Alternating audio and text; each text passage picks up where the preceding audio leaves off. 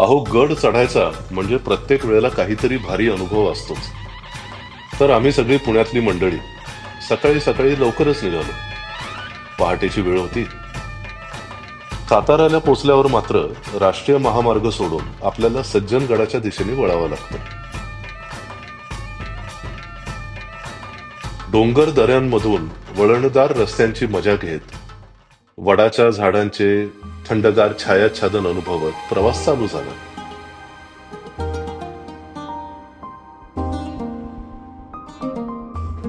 दोन्ही बाजूला पसरलेली गर्द हिरवाई आणि मध्येच येणारे गडद ढग हे बघून मन प्रसन्न होत होतं.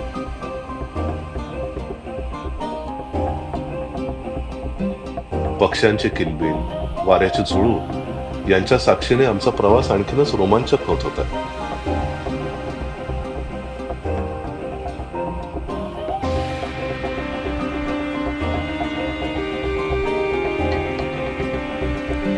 मग आम्ही भातखळा इथं गाडी लावून पायथ्यापासून चढायला सुरुवात केली. नम्र विनंती, आपल्या हातामध्ये असणाऱ्या सर्व प्रकारच्या प्लास्टिकच्या रिकाम्या बॉटल, प्लास्टिक कागद, कचरा यापैकी गड चढता चढता स्वच्छतेचा एक भन्नाट उपक्रम बघायला मिळाला. गडावरील विक्रेत्यांनी स्पीकरवरतून पर्यटकांना प्लास्टिक आणि कचरा टाकू नका अशी सतत सूचना चालू ठेवली. गडावर येणाऱ्या सर्व भाविक भक्तांना नम्र विनंती, आपल्या हातामध्ये असणाऱ्या सर्व प्रकारच्या प्लास्टिकच्या रिकाम्या बॉटल, प्लास्टिक कागद, कचरा. ह्या उपक्रमाचा परिणाम असा की प्रत्येकानेच आपल्या पिशवीमध्ये कचरा जमा करून गड स्वच्छ ठेवण्याचा निर्धार केला. अशा गोष्टी खरंच कौतुकास्पद वाटतात. गडावर पोहोचलो आणि समोर छत्रपती शिवाजी महाराज द्वार दिसलं. शिवरायांचा किल्ला म्हणजे ऊर्जा आपोआप येते बघा, असं म्हणत जोशात आम्ही गडात प्रवेश केला.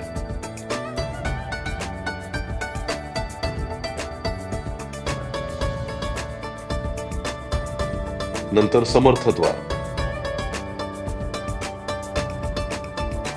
द्वार ओलांडून समर्थ रामदास स्वामींच्या मठात पोचलो.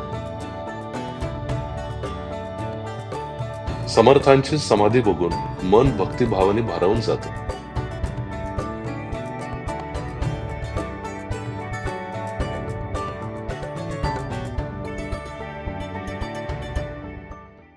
राज्याभिषेकानंतर शिवछत्रपती समर्थांसमेत येथे सुमारे 1.5 महिना राहिलेले आहेत.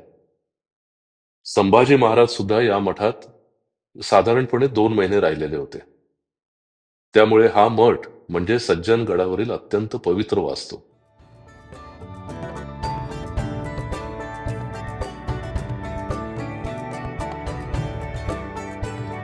मग मठाजवळून पुढे धाब्याचा मारुती मंदिर बघायला निघालो.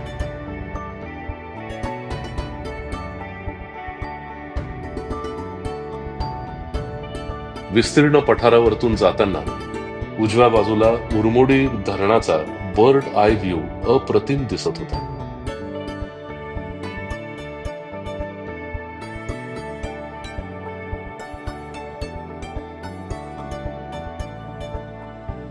पठाराच्या टोकापर्यंत पोहोचल्यावर समोर सह्याद्री पर्वताचा विहंगम नजारा उलगडला.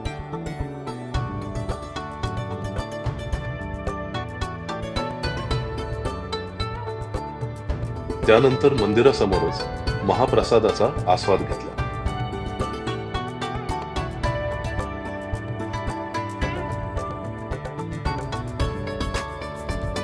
गरम गरम प्रसाद आणि गडावरचा गार गार वारा यालाच म्हणतात साक्षात आनंद.